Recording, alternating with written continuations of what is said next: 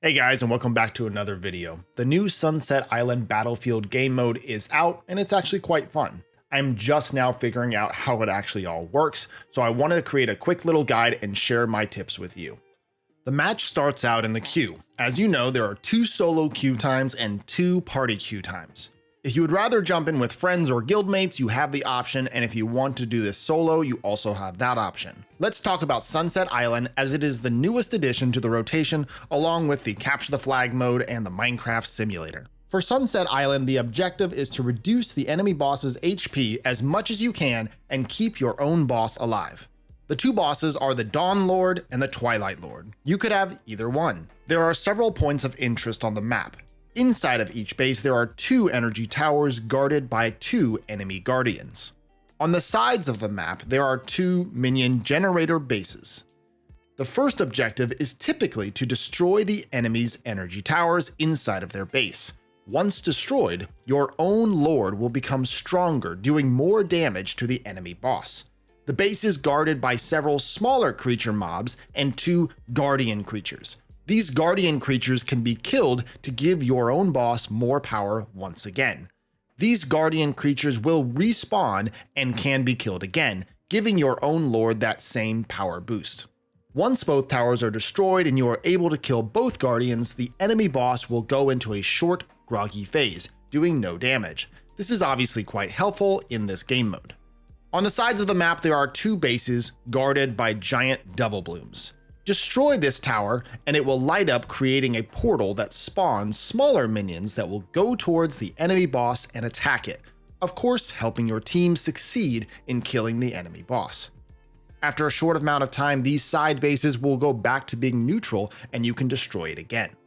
After running this game mode several times, here are some of my general tips. Sending in a powerful group, 2 to 3 summoners to defeat a tower is the best way to start off the match. Destroying the enemy towers will give you a permanent buff for the rest of the match, so getting these done early is essential. When diving these back towers, I would not focus much on the enemy summoners, as you are at a great disadvantage, and simply focus on doing damage to the towers. The towers are surprisingly weak if you have several summoners attacking it at once. After your team has destroyed the enemy base tower, I would then suggest moving on to the side bases. Taking these consistently will ensure a smooth path to victory. If the 2 side bases are taken, you can either work on defeating other summoners or attack the main boss to bring down their HP faster. Remember, the back bases are guarded by those 2 guardian monsters. Those are going to revive every so often, so it's good to send in a squad to head back into the enemy base, destroy those guardians when they do revive to further increase your boss's power and continue to win the game faster. Let's look at some monster teams. While I wouldn't say that there is a Battlefield meta, there are definitely some monsters that are used a lot. Most summoners will run 1 support and 2 DPS. Let's start with the support monsters.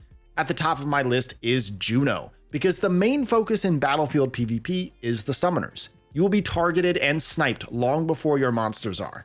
This is why I always choose Juno. With her ability to completely cleanse every debuff and fully heal your summoner and your team, she is a must pick. Every harmful effect she cleanses, she is also giving back mana, allowing you to spam this powerful 5 mana cost skill, building your ultimate extremely fast. Some other monsters that I see quite often as a support monster is Wusa, Ariel, Chloe, Celia, and as well as Bastet. There are of course other monsters that you can bring, including a plethora of light and dark monsters, but those are just the mons that I see the most. For DPS, the list is pretty specific to monsters that have Oblivion or Strip, or some combination of both. Top of the list is Tessarion. With Defense Break and Oblivion, he is a powerful counter to all of the summoners, especially Cleefs and Orbias. Next, in no particular order, I've got Ethna, Espino, and Genos. These are monsters that are DPS monsters that I see all the time on almost every single team when I go into Battlefield. Of course, there's a variety of monsters that you can plug in there for damage or for Strip or even Oblivion, but again, this is what seems to be working the best for people. My typical team is Juno, Tessarion, and Genos. Alright, I hope that kind of clears up a slightly more confusing Battlefield game mode.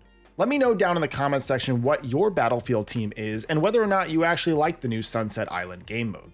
If you have any general questions or just want to chat Summoner's War, my link to the Discord is down below. Make sure to join that. Again, if you're back for another video, I think it's time to subscribe. As always, I'm TopherSmurf telling you to keep on gaming.